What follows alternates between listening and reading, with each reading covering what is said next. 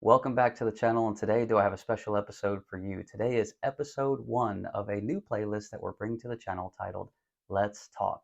In this playlist, I'll be sitting down with a variety of different people having a discussion about a variety of different topics. In this particular episode, I'll be sitting down with owner and operator of North Georgia Textile Supply, Edward Ledford. Edward is a Christian, he is a business owner, and he's going to be giving us his insight into starting a business, what that's been like for him, and give some great advice to those who are currently operating a business or those who would like to start a new business, and doing all of that from a biblical world view. I hope you'll enjoy this episode. Get your popcorn and let's dive in. Welcome back to the channel, where today we're going to be having a discussion with owner Edward Ledford of North Georgia Textile Supply. Edward, how are you? Doing great. Doing Good. great. Good. Thank you for joining us here and giving us your perspective on what it's like to be a business owner, and in particular, a Christian and owning a business. So we're going to have a discussion today and looking forward to getting into it. But let's first just start with, who are you, and tell us a little bit about yourself. All right. As he said, I'm Edward, but small business owner. I started in a business that my father started some 53 years ago. I was 12 years old. Raised in a fairly large family, 5 siblings, and I was the youngest and well taken care of by my older siblings. I always felt like I was special because of them, which speaks to them instead of me. But they were good brothers and sisters, and we're raised in a home that our parents stressed God first, family, country, hard work ethic, and had 2 parents that were committed that their children were going to go to college. They didn't go to college, and they were committed that they were going to go to Florida College, which was a Christian-based college. And we grew up in a rural area and small church, and I think part of their commitment was that we would get our first experience away from home would be at least a place where our peers would have the same moral background. Right. Not that they would be all good people, but they would at least know where we were coming back from morally. Sure. And so that would give us a good basis to start our future college careers or lives. And what about your family today? My family today got 3 children, 12 grandchildren. Wow. And all my children went to the same school. They all met their spouses at the same school. And I hope my grandchildren will go there. Yeah. For those same reasons. It's just simple.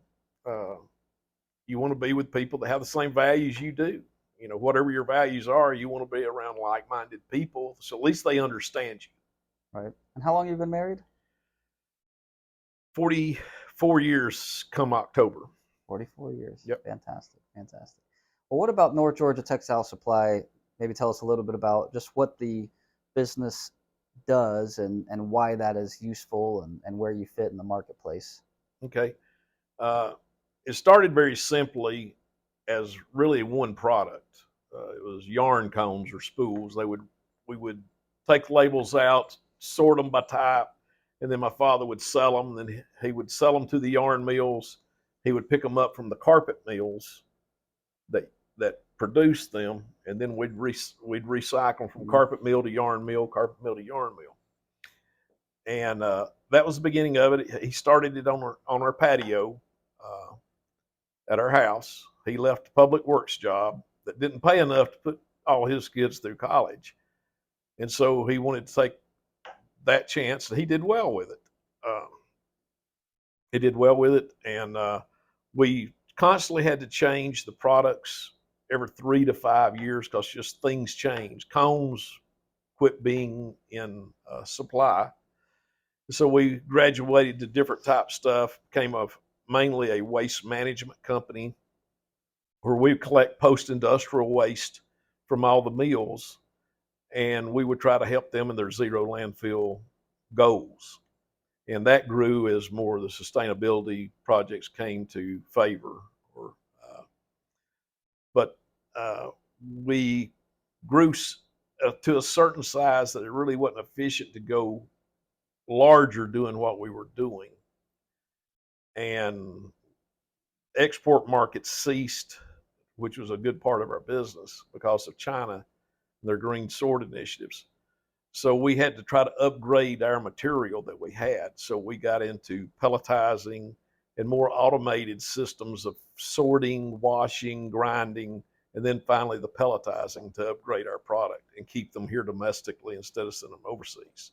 Meanwhile, we got into more of the post-consumer content, which we were actually helping larger recyclers recycle their waste to a finer degree. Right. And it was kind of a niche for us. It's we couldn't, we're not like the big guys, but we were helping them accomplish their goals and keep them from sending stuff to the landfill. How long did it take to, would you say, to kind of find that? You talked about getting to that niche. Did that, was that a really long process over the? It's about been 53 years. Is it pretty soon, or was that recent? Well, the end markets were more recent, where we would sell. The supplies were still from the same group of companies. I see. Because they were evolving also to greener and greener products, and so they were initiating recycling programs within their companies, and so we were able to tag on to them and help them. And so, and then because we would do finer sorting, we would handle the harder stuff that took more time and more manual labor because they just couldn't do that, didn't Right. want to do that. Right.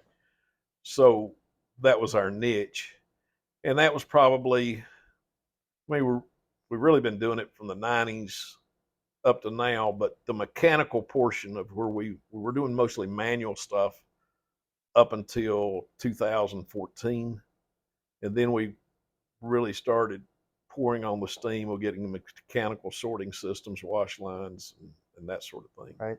You mentioned your dad earlier, that he started the company. So talk to us a little bit about just your dad and the impact that he's had on the company and how that molded you to how you're doing things now.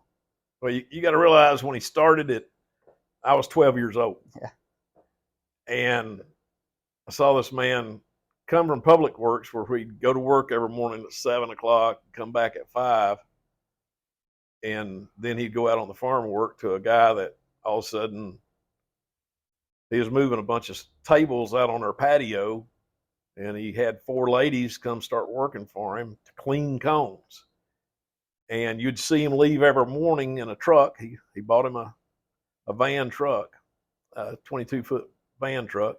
He'd drive it to Dalton, come back with it loaded full of boxes of stacked cones. And each one of these boxes weighed 200 pounds plus. Wow. Didn't have a forklift. Mm-hmm. He had a pair of hand trucks. And he would stack these 200-pound boxes by himself. And the way you do that, you pull them back, get them on your knees, and you leverage them up, and then you, on top of the other one, you push it. Wow. So very strenuous labor. He would do that first thing in the morning. He would go get a load. Now, he would have already had the women set up to work till he could get back. He'd come back about midday with a full load, unload it, set the women up again, possibly load it back up with finished cones the same way that Wow. had been worked, return them to Dalton, unload them, get another load of raw material, and bring it back that afternoon late. Then he would work cleaning up all their finished boxes and strapping them, and then he would set them up for the next morning. Same thing the next day.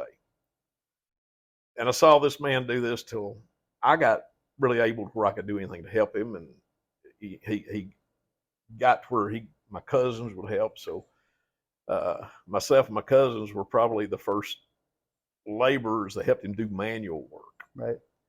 And because my other brothers were at college at that time, and during the earlier years, so they didn't get to see him do all that to start with as much. So then went from there. He built a building up from us, 15,000 square foot, and he was able to expand the business, hire people to come in and help. And he really expanded the business there and that. And worked there in that building to 89.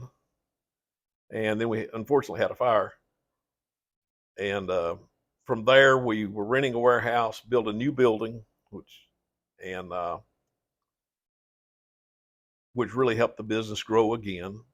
And then we bought another building in Somerville so we could quit renting because we were paying high rent, and started working there in 2005. My father was out of the business by then. He'd had a brain hemorrhage in 2001, September 13th, 2 days after 9/11, and in 2001. And so I was kind of like, what do I do? I was more afraid of failure. Sure. That at that point, that mainly what other people thought, that, well, he can't make it without his dad, Right. know. And I wasn't sure I could. Right. So that really bothered me, and I sometimes I'd wonder why is that bothering me, Right. But it wasn't like I was inactive in the company. I was actually had control of the company at that point. But still, when you work with somebody all your life, it's such a great experience, and you're so dependent on them, even ways you don't know. So I don't know if that answered your question about what you asked about my dad and the company, but he was a great guy. I never knew anybody that worked harder than him.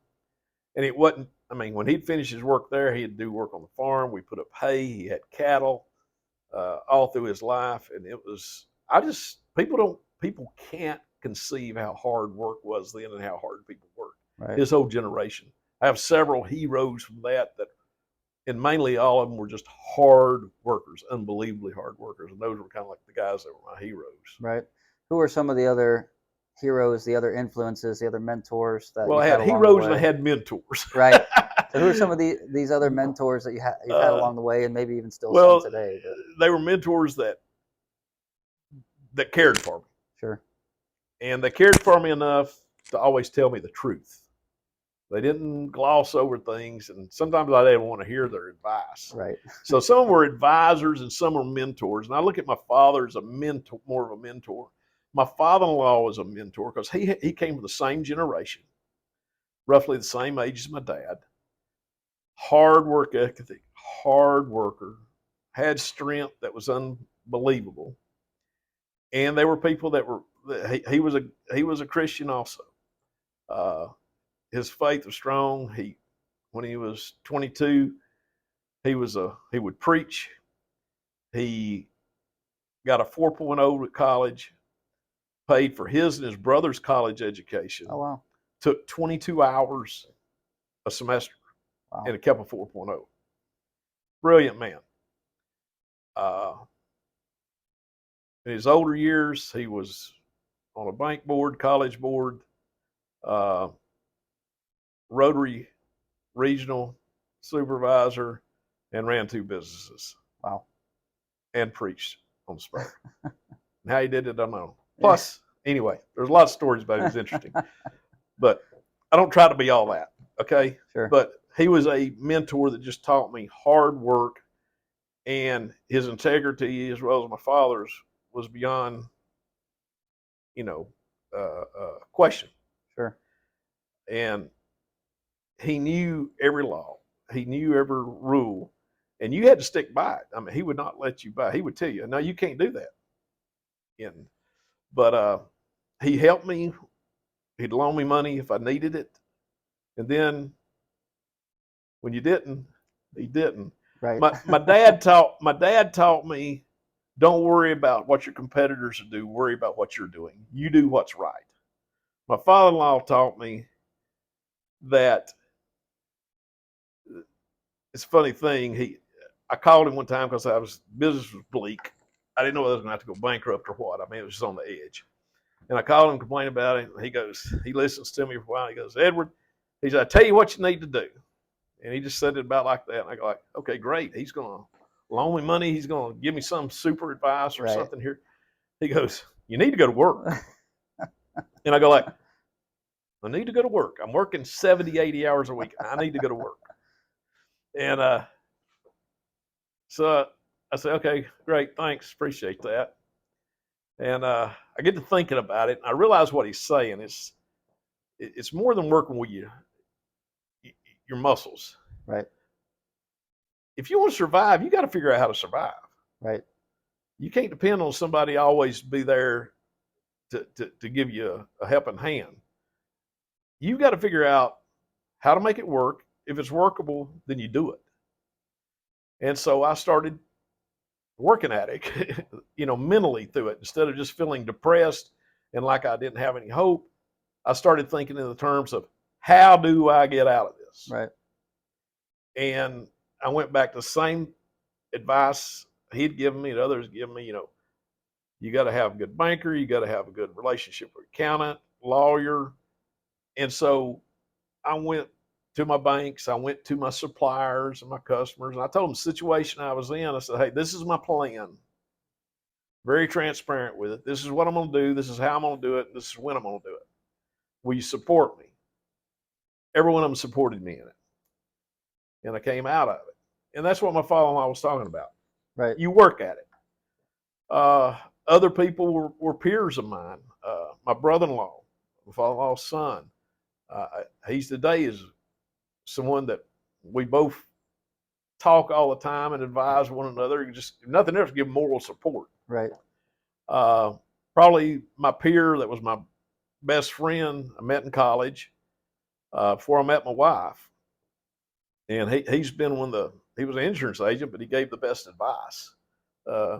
He's really a smart person, had good insights. And I would complain to him about not feeling like I had loyalty from my employees after I'd done all this for them and stuff like that. And I was belly aching about it.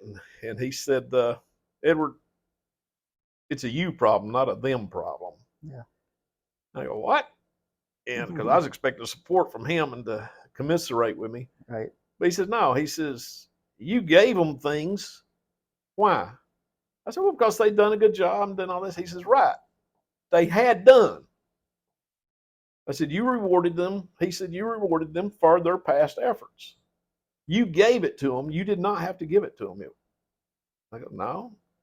He says, well, why you begrudge them, or why do you think they don't have loyalty? Because they've decided to do something else and better themselves. You rewarded them for past. You didn't reward them for future. Right. And he was absolutely right. Mm. And it made me look at my employees different. They don't owe me anything. Right.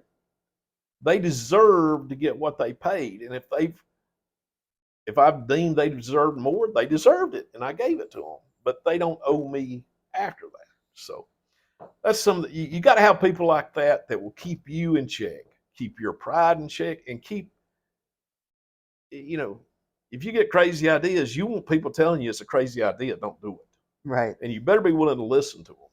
Yeah, it sounds like having somebody or multiple people that are willing to be honest with you. You got to have it. Yeah, definitely. Well, thank you for that insight. That's excellent background information. So, Ed, we're just moving through the gears here. What are maybe the pros and cons, benefits and challenges of being a Christian and being a business owner? I don't know they're really any different than what you face as working for an organization. Right. Or are there anybody that works for any employer or anybody that works singularly for themselves if you're a Christian? Because that's the common ground. If you're working on Christian principles, they're the same.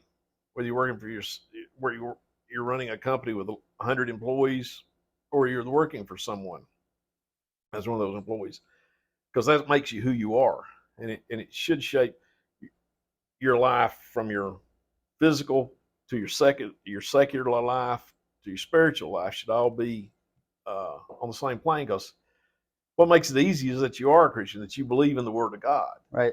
Because the principles taught there, they're not only for our spiritual good, they're for our physical good. Right.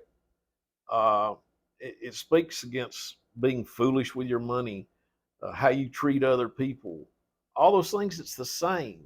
And so long as you don't think of your life as, well, I'm this as a business owner, I'm this as a Christian, that's the hard way, to think of yourself two different ways. Right. If you think of yourself as a Christian and you live by Christian principles, which are taught in the scriptures, that should make it easier for you. It actually sounds really encouraging because it sounds like what you're saying is there's not necessarily challenges or downside. It's really all upside by being a Christian and having the scriptures to guide you. Yeah, it gives you some stability. You know your limits. You know where you can go to and where you got to stop. Right. What about maybe a couple times, one or two times, or multiple times where maybe you had to make some hard choices that maybe were just difficult and challenging as you've gone through as a Christian and a business owner? Yeah, I mean, there's there's challenges that are hard to. There's decisions that's hard to make because the decision's hard. Uh, Whether you hire a certain person, whether my son-in-law and my son are in the business. Now they came into the business 2006, 2011. Tremendous help. Those were hard decisions in that I'm bringing them. They were both successful in college Right. and came from other career. My son-in-law did, at least. Do I bring them into the business that's not a mega business, but it's a family business? Those are hard decisions to make. Do I do that not on their part, but on my responsibility to them Right. and what's going to be provided for them? Can they do as well here as they can somewhere else? Sure. Then there's ethical questions that are challenges that are hard. And it's like I said before, if you're leading your life as a Christian, the ethical questions should be decided. Hmm. But do you ever make mistakes? Yes. Do you make that snap decision that you go like, whoa, whoa, whoa, whoa, whoa, that's not, I shouldn't have done that. Right. Do you treat someone wrongly sometime, or you're not in fairness or showing true love for someone? And then when you're talking about employee relationships, that's hard to conceive of true love. What's that?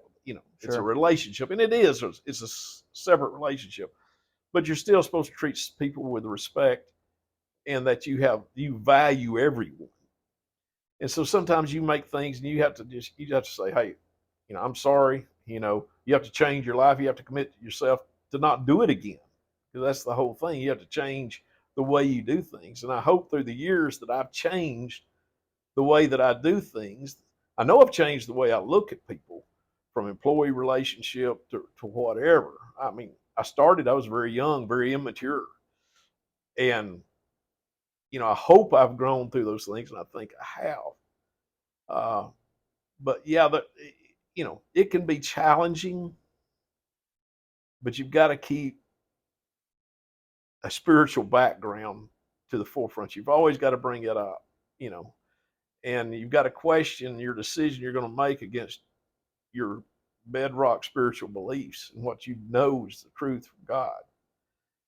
And so, yeah, I could come up with many things that, hey, I wish I'd done it this way. I wish I hadn't been this way. Sure.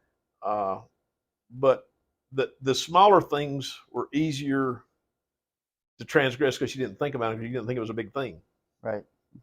The big things, if you had the right bedrock, were not an issue. You weren't tempted to do something grossly unethical or, untrustworthy or anything like that. So you have to be careful of small things, and you have to grow, and you have to be willing to change and realize you're not right all the time. Yeah, absolutely. So going along with that a little bit, what about, has your faith been impacted by being a business owner and kind of having the ups and downs that business can come with? Do you find that it's maybe helped your prayer life, or you know, what's that look Well, like? yeah, there's things that's undeniable. I mean, to you, to other people, they may look at it and they say, eh. But to me, things have happened throughout my career when, I'm not the smartest guy. I'm not the best business guy. Never have been. And the business was always like riding a razor's edge. You were either doing good or you were falling off into the abyss. And so many times, my situation, when I was thinking I was at my lowest, things would turn around, and I'd be blessed by so much that I can't be thankful enough for it, Right. for the sake of my family and what I could provide for them. And I remember when still working with my father, back in '89. That year, I'd been walking through and I saw cracks in the floor in a small building. Credit was limited because my father we'd had a failed business, and my father didn't bankrupt it because he was going to pay the debt, so he tacked it onto our business. And so we were very limited credit wise. And we're in this too small a building, very limited, no way to expand. And I was looking at those cracks, and I said, "That's my life, just this building crack." Because I doubted myself. I had not finished my college education, so I thought I was very limited, which I was, I guess. And definitely with that mindset, I was. So anyway, I did decide to make a change then, and I rented a building. We rented a building and started putting some material over there, a lot of material that we'd gotten really cheap, free. Wasn't selling yet, but it had value. So anyway, we had an employee there that was smoking in the building, wasn't supposed to be, and caught the building on fire. Complete disaster in our plant. Wiped us out totally. We had insurance on it, but it was not. It was only enough to pay off the SBA to satisfy them, and they took it all. So that left us without building that we owned and without cash. And we had the rented building full of material that we really couldn't sell. So that week, in 7 days of that anyway, one of our customers that we'd been selling to called and asked my father if we still had that material. And my father said, "Yeah, we do." He says, "I'll buy it all." And it was millions of pounds. Wow. And he gave us the price. And I'm sure he did it because of his relationship with my father, but that's another lesson that you establish you're good to people who are your customers and suppliers, and they'll help you out when they can. Well, this guy helped us out, and he bought it all. We had normal sales that month. We doubled the sales that year. Wow. In the meantime, my father-in-law had just moved out of a building in Florida, his plant, and he offered it to me to come take down, bring to Georgia, and put it up, build a new building. So did that, and we built it at a low enough cost to where, and he gave me the construction loan because I didn't have credit. So I was able to do that, build a building that had enough equity to get the loan to pay him off, give us working cash. Right. And so then the business really grew like 20 to 30% after that for the next several years. But it was a terrible time. Yeah. Didn't have any idea at the starting of it what I was going to do, how we were going to make it, and ever change our situation. And then it all changed, through the providence of God. Other times, in 2000, early 2000s, same thing. I lost 65% of my business on a bid. Didn't even know that could happen. It's the first time they did the bid. Yeah. And so I had to come back and lay off, just about all my workers. Wow. Went from 65 employees to 18. Wow. Didn't have a choice. But I had 3 kids in college I was going to have to pay the tuition for. And so anyway, the guy calls me, has aluminum, says, "Do you take it?" I go, "Yeah." He started shipping me aluminum. Made a great profit on it. Every time tuition was due, he'd call me aluminum. After my kids got out of college, I didn't get another can of aluminum from him. So, I thank the good Lord for that. And it's just, I can't, all these things throughout the years, I can't deny the providence of God in working in my business. And so many times I can't ever say I did anything, I accomplished anything, because I was helped by other people, the providence of God. And really it was more like, hey, dumb Edward has done this again. What do we got to do to get him out of it? And it's just the way so you can't take pride in some of these things yourself when you know you've had so much help from other individuals and from God. Yeah, it's very encouraging actually, because essentially in some of your darkest moments, they turned out to be some of your brightest moments. Yep. And that gives us a lot of faith and being able to see the working of the providence of God. And I know that we see that in our lives, and we see that a lot of times in our personal lives, but in this case, it's evident in your business life. So that's very encouraging.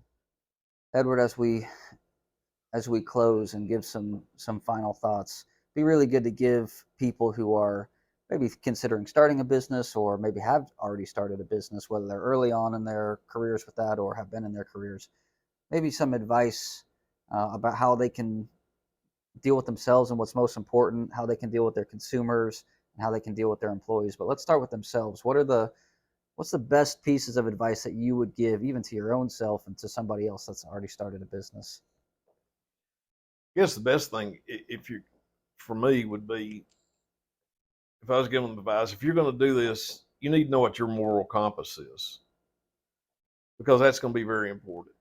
Um, there's some things you don't need to attempt if you don't know which direction you're going. If you don't have any way in your life, if you don't have a commitment to the Lord, a commitment to how you treat people, um, you need to figure those things out before you try to start a business, because you're going to have to lean on that heavily. It's the only thing that's going to sustain you during rough times. Right. You need to have a plan, what your business plan is. And it needs to be more detailed than just the financial and we do this, this, this, and this. You need to have a plan on who you lean on. And in that, you need the mentors, you need advisors. And my strongest advice would be is before you ever start, you identify some of those people you want to go to and you approach them. And hopefully they're people that could be family members, could be people that you go to church with, uh, that you attend with, and that or or just people that like you in general or that you respect, that are successful. Don't go to someone that's a failure, or maybe not a failure, but that has never done the kind of thing you're seeking to do. You want to, if you're starting a business, you want to go to business owners that you have been successful, Sure. and you want to approach them in a way that would, you know, not that you want them to run your business, but you want to be able to go to them key times and get advice from them. How important is it to have people that will tell you the truth, even when it's very hard to hear? It's the most important. Other people are worthless to you. If it's just somebody that's going to tell you what you want to hear and that's going to pump up, oh, that's a great idea. You ought to do this. Just think of where you'll be down the line. If they tell you that, run. Right. Okay, you want people that question you on every step and that, you know, may not discourage you, but that make you think it out. Right. And if you can't think past a point, you need to talk to enough people so you can get past that point. So I think that's the most important part in business, especially if you weren't raised in a business, that you had a good mentor like I was, Right. and that had a father-in-law who was a good mentor like I had. So I feel very fortunate in those things. But I think if I was advising someone, get people you can talk to, but be prepared to listen to them. Right. You got to put yourself in the back seat. Don't think about the end goal. Think about how hard it's going to be to start. Most businesses don't last for past very long. You got to get past the start. You got to get past the hard part, and you got to work like you don't want to work. You got to be willing to put 70, 80 hours a week into it. And you got to remember, you got to take care. You got a family. If you got a family, you got, where are they in this? Sure. Now, I feel like so long as your kids and your wife know that they're your number one priority, they won't resent you working when you Right. have to. Just don't go play golf every weekend Right. after you work, 70 hours up to then and totally neglect them. You spend time with them every time you got an opportunity. You take them to assemble with the saints. Right. You maintain your spiritual integrity no matter what. But you go do you're going to have to work hard. It's not going to be easy. Right. And then moving from maybe yourself or oneself, what about the way that you deal with your consumers? What would be some of the key hallmark pieces of advice that you would give to someone on how they deal with their consumers? Well, I mean, it's the same spiritual uh, uh, principle. We're to treat others as we want to be treated, Right. and so we want to be dealt with ethically, uh, with trust, and we want to treat our customers and suppliers the same way. We want to try to do everything to benefit our customer and our supplier to the nth degree, Right. especially in our business, because our suppliers are just as important as their customers, because we have to compete for both in this business. Some business is not that way. Sure. You can order off the catalog, whatever. But in this business, you have to compete for both. And if you need those people long term, they're not 1 year relationships. We had relationships for 30, 35 years. Those are the ones that count. Those are the ones that keep you in business. And if they can't trust you, and if they don't think you're operating in their interest also, then they're not going to trust you and they're not going to do business with you long term. Right. And you know, as long as you're trustworthy and provide the service, they're just looking for service. Most of them are just looking for service. Don't lie about your service.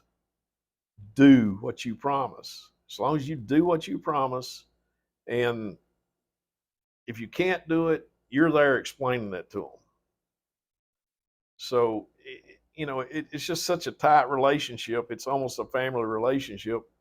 Mm. Your customer and your supplier, those are the good ones. Those are the good relationships when they know he's telling me the truth, or he's just trying to make a bundle off of me. Right. And you don't try to take advantage of anyone. You want to make it for the long term, not a short term, business. Right. And then moving from the consumer maybe to in-house within the business, your your best piece of advice about how to deal with employees, manage people, their lives here, their personal lives. How do you see that? This is probably the hardest part for me to learn. That took me the longest, and I don't know that I ever learned it, and I don't know that I ever treated them bad. But you got to realize, I started very young, and I was immature, and didn't have business. It didn't never had an education in business administration. I took accounting in school and some business mentor classes, but nothing how to deal one on one with employees. And Right. we have so many resources today that deal with that. Right. Motivational speakers or people that tell you how to, that teach these sort of things. Sure. And it's funny that all these principles generally come from the scriptures. Right. And so I did have a background somewhat. Sure. And I got better as I realized that. And plus my people that advised me and mentored me, they helped me with that too. But you got to know who the people you are.